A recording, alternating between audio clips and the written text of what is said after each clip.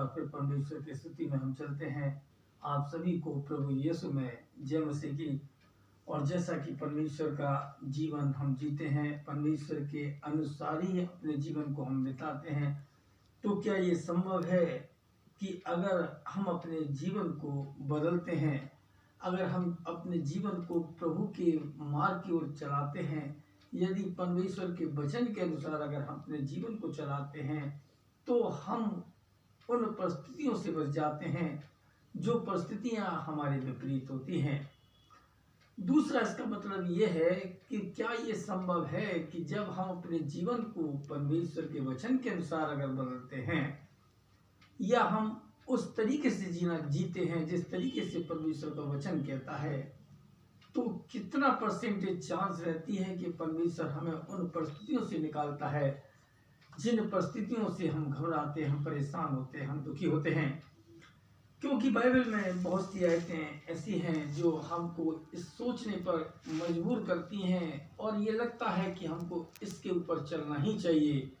तभी हमारा जीवन का चलना आसान होता है, तभी हमारे जीवन में संभवतः हमारे जीवन में परेशानियां नहीं आती। योना की किताब उसका 3रा अध्याय उसकी 10वीं आयत में लिखा हुआ है कि जब परमेश्वर ने उनके कामों को, क्योंकि इंसान के काम परमेश्वर के अनुरूप नहीं थे, इंसानों के काम परमेश्वर के विपरीत थे, इंसान इतना पागल हो चुका था, इंसान इतना गलत हो चुका था कि परमेश्वर ने अपने मन में ये ठान लिया,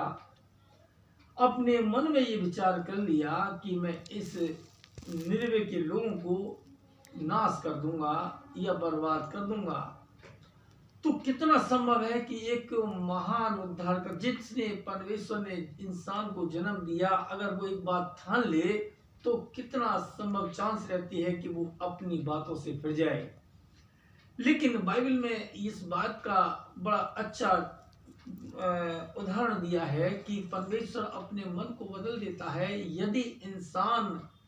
परमेश्वर के कहे के अनुसार कार्य करता है,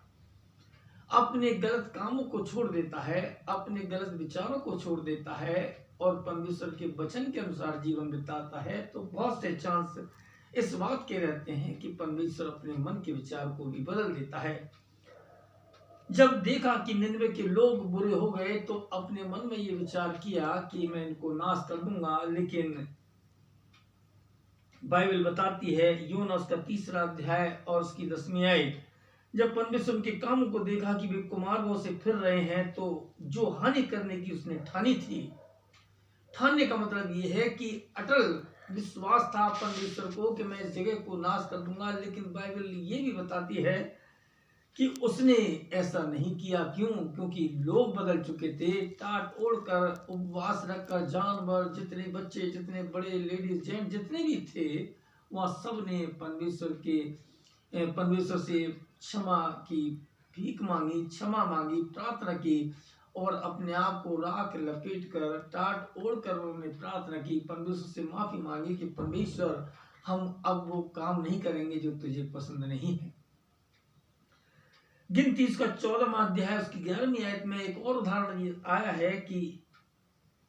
यहोवा उन लोगों से परेशान हो गया जिसको अपने हाथ से परमेश्वर ने बनाया। उसमें लिखा हुआ है कि कब तक तुम तिरस्कार करते रहोगे, कब तक मेरा अपमान करते रहोगे। यहोवा मूसा के द्वारा इस बात को कहता है कि तुम कब तक उन विचारों पर, परमेश्वर की बातों पर नहीं चलोगे, कब तक तुम कुड़कुड़ाते रहोगे, कब तक तिरस्कार करोगे, कब तक मेरे वचन को नहीं मानोगे। और ऐसा करने से परमेश्वर उन पर नाराज हुआ, उनको नाश करने की उसने ठान ली, नाश करने के लिए उसने सोचा, लेकिन उसके बीच में एक और जन आ गया, मूसा। उसकी 19वीं आयत में लिखा हुआ है, जैसे अब तक तू क्षमा करता आया। मूसा ने उनके लिए प्रार्थना की, हे प्रभु तू अब तक उनको क्षमा करता आया, क्योंकि हमारा परमेश्वर जिसकी हम आप प्रार्थना करते हैं वो दयालु परमेश्वर है, क्षमा करने योग्य परमेश्वर है, क्षमा करता है, वो हमारी गलतियों पर पर्दा डालता है।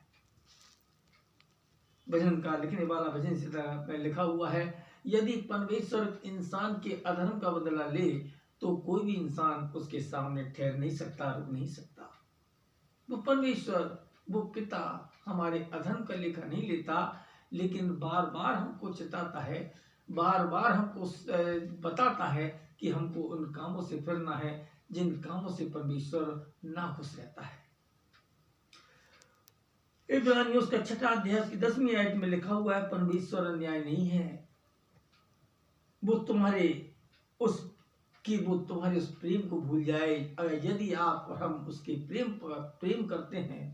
यदि हम और आप उसकी आज्ञाओं को मानते हैं, तो ऐसा अन्याय परमेश्वर नहीं है कि वो हमारे कामों को भूल जाए, हमारे प्रेम को भूल जाए। उसका ही तो परमेश्वर हमारा न्याय करता है, हमारी गलतियों पर पर्दा डालता है, हमको क्षमा करता है, बशर्ते कि हम अपनी गलतियों को परमेश्वर के सामने रख दें, अपनी गलतियों को प्रभु के सामने मान ले, तो परमेश्वर क्षमा करने योग्य पिता है, हमारी गलतियों को क्षमा करता है, हमारे पापों को क्षमा करता है, ताकि परमेश्वर जो हमारे विपरीत में जो ठाना है, परमेश्वर उन चीज़ों से हट जाए और हमको हमारी गलतियों को क्षमा करने वाला पिता ठहरे। परमेश्वर हम सबको बहुत बहुत आशीष देवे। आमीन।